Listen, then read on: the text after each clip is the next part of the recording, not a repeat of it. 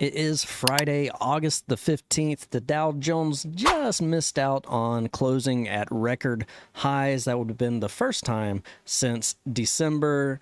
Yeah, the blue chips rose about 35 points, or about 0.1%.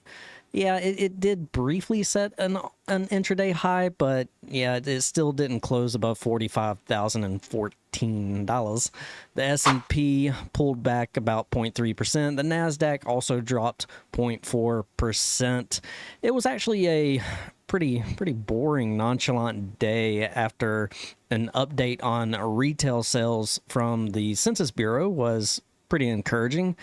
Yeah, the University of Michigan's Consumer Sentiment Survey was definitely below expectations and has dropped off. We'll get to that in a second.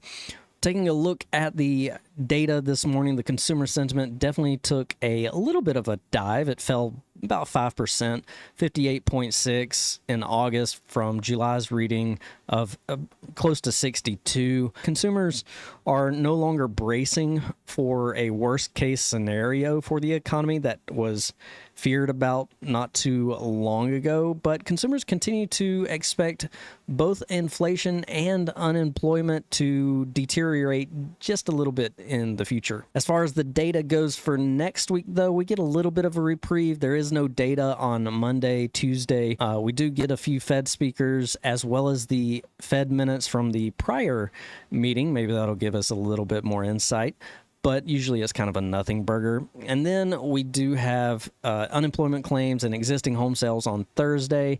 And then Friday, we do get Chairman Powell speaking at Jackson Hole. As far as a sneak peek goes for a setup going into next week, I am paying attention to Google, who is really close to breaking out into fresh all-time highs.